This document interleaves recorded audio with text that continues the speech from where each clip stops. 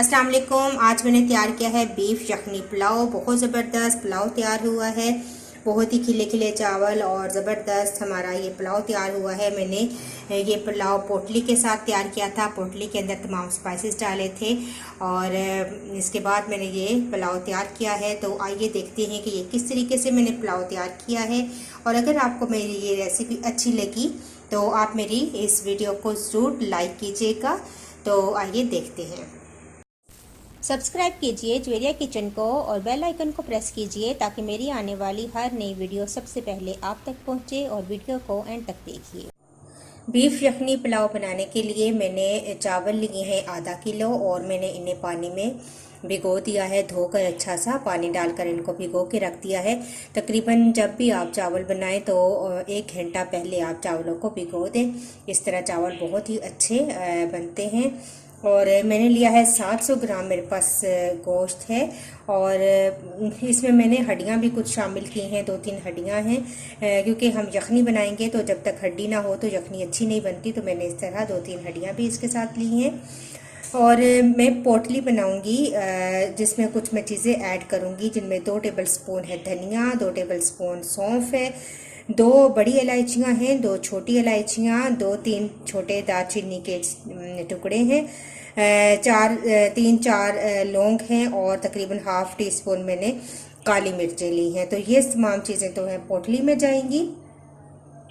अदरक और लहसुन का पेस्ट है तकरीबन 1 टेबल स्पून, 2 सब्ज़ मिर्चें छोटी जिनको मैंने पीस लिया है, 5 बड़े टमाटर थे जिनको मैंने ग्राइंड कर लिया है पानी डालकर थोड़ा सा।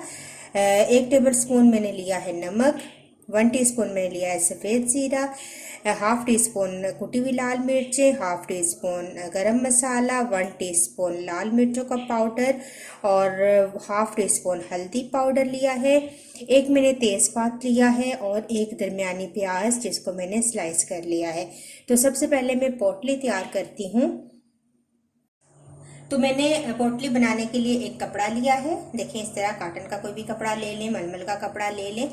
और मैंने इसको अच्छी तरीके से वॉश कर लिया है। और अब मैं इसके अंदर ये तमाम चीज़ें जो मैंने पोटली के लिए अलग से डाल कर रखी हुई हैं, ये मेरे पास साबुत धनिया है, सौंफ है और साबुत ही मेरे पास काली मिर्चें हैं। क्योंकि ये चीज़ें जब हमारे चावलों में जाती हैं तो अक्सर बच्चे जो हैं ये इन चीज़ों को निकालते रहते हैं। और इस तरीके से हम पोटली में ये जब बनाएंगे तो इनका तमाम असर जो है चावलों में चला जाएगा। लेकिन ये है कि चावलों में इस तरह की कोई चीज़ सामने नज़र नहीं आएगी। साथ ही मैं अदरक और लहसुन का पेस्ट भी इसी के अंदर शामिल कर देती हूँ। सब्ज़ मिर्चें हम मसाले में डालेंगे तो अदरक लहसुन का पेस्ट मैंने शामिल कर दिया है। बाकी तमाम चीज़ें मैं मसाले में शामिल करूँगी और इसको अब हम इस तरीके से गिरा लगाकर एक पोटली सी बना लेते हैं और इसको हम यखनी के अंदर शामिल करेंगे। तो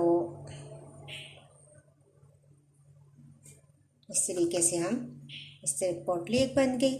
अब मैं ये यखनी में डालूंगी। प्रेशर कुकर में मैंने गोश्त ऐड कर दिया है। अब साथ ही में इसके ये पोटली जो हमने बनाई थी ये भी ऐड कर देंगे और साथ ही मैं ऐड कर दूंगी प्याज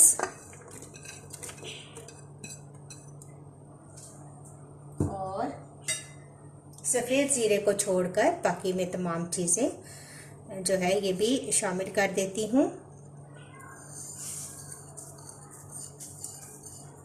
यखनी के साथ ही ये बन जाएंगी, पक जाएंगी। तो ये भी मैंने शामिल कर दिए तमाम मसाले, पोटली शामिल कर दी है। साथ ही में इसके टमाटर, आपकी मर्ज़ी है कि इस स्टेज पे आप टमाटर ऐड करें या बाद में भूनते टाइम। तो मैं अभी शामिल कर रही हूँ। तो ये मेरे पास 3 टमाटरों का पेस्ट था, ये भी मैंने शामिल कर दिया है। अब इसके अंदर मैं पानी ऐड करूँगी। तकरीबन 4 गिलास पानी हम इसके अंदर शामिल करेंगे ताकि हमारी यखनी भी बच जाए और गोश्त भी अच्छा सा गल जाए। अब तमाम चीज़ें मैंने ऐड कर दी हैं। अब मैं इसको ढक्कन लगाकर और इसके वेट रखूँगी। इसको तकरीबन 20 मिनट में प्रेशर दूँगी ताकि गोश्त अच्छा सा गल जाए। तो देखिए मैंने प्रेशर कुकर में गोश्त को अच्छा सा गला लिया है। अब मैं थोड़ी आंच आहिस्ता कर दूँगी इसकी और गोश्त अच्छा सा गल चुका है और पोटली मैं निकाल लूँगी। पोटली को ठंडा करेंगे और इसको निचोड़ लेंगे ताकि तमाम फ्लेवर जो है स्पाइसेस का वो निकल जाए। और अब इसमें जो हड्डियां हैं वो भी मैं अलग कर लूँगी और यखनी को छान लेती हूँ। इस तरीके से स्टेरर में हम यखनी को अलग कर लेंगे। और अब मैं ये बोटियाँ और हड्डियों को अलग करके बोटियाँ जो है वो भून लूँगी। पैन के अंदर मैंने हाफ कप ऑयल शामिल किया है। एक तेज़पात जो मैंने रखा हुआ था ये मैं डालूँगी और साथ में सफ़ेद ज़ीरा डालकर इन दोनों चीज़ों को कड़कड़ा लूँगी।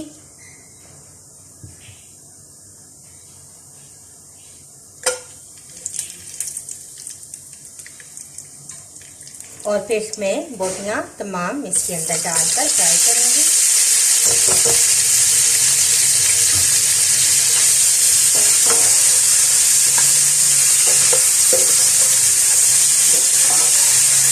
अब मैं गोश्त को अच्छा सा भून लूँगी।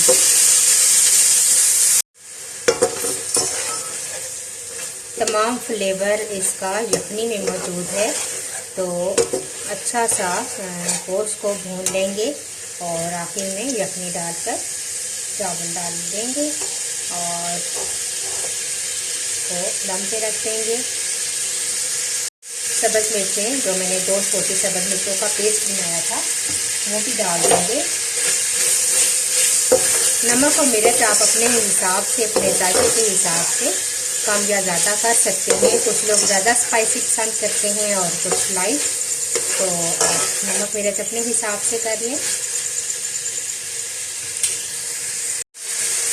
गोश्त बहुत अच्छा सा भून चुका है। अब मैं इसके अंदर यखनी ऐड करूँगी। तकरीबन 2 गिलास यखनी है मेरे पास की।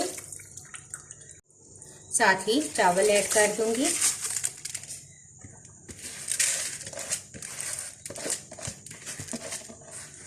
अगर आपके पास यखनी कम बच जाती है तो आप फिर साथ पानी ऐड कर दें।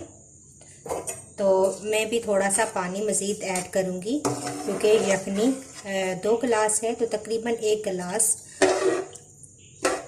पानी मुझे और ऐड करना पड़ेगा।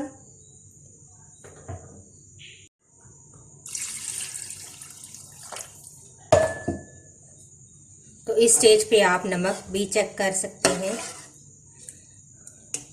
और एक और तरीका ये है कि आप के जो पानी है वो चावलों से तकरीबन 1 इंच ऊपर होना चाहिए। तो ये देखें मेरा पानी चावलों का 1 इंच तकरीबन ऊपर है।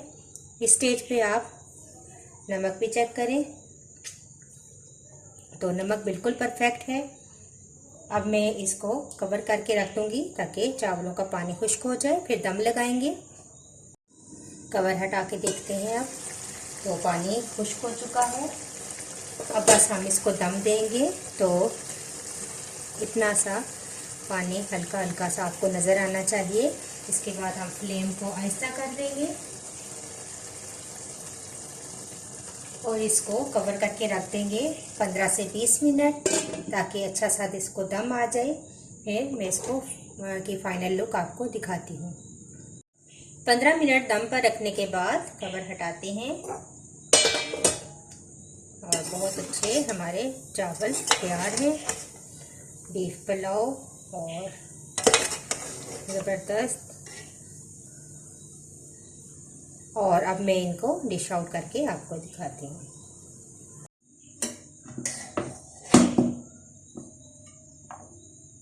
देखें बहुत ज़बरदस्त राइस हमारे खिले खिले तैयार हुए हैं। बहुत अच्छा बीफ पुलाव। और पोटली की वजह से कोई आपको एक्स्ट्रा चीज़, कोई मसाला जो बच्चे निकालते रहते हैं, टमाटर या काली मिर्चें या इस तरह की चीज़ें, तो इस तरीके से पोटली में जब हम बनाते हैं तो बहुत ही अच्छे चावल हमारे तैयार होते हैं और बच्चे ख़ास तौर पर बहुत शौक़ से खा लेते हैं। तो हमारा बीफ यखनी पुलाव रेडी है। अगर आपको ये मेरी रेसिपी अच्छी लगी तो इसको ज़रूर लाइक कीजिएगा और मुझे अपना फीडबैक ज़रूर दीजिएगा। नेक्स्ट वीडियो के साथ दोबारा हाजिर होंगी। अल्लाह हाफिज़।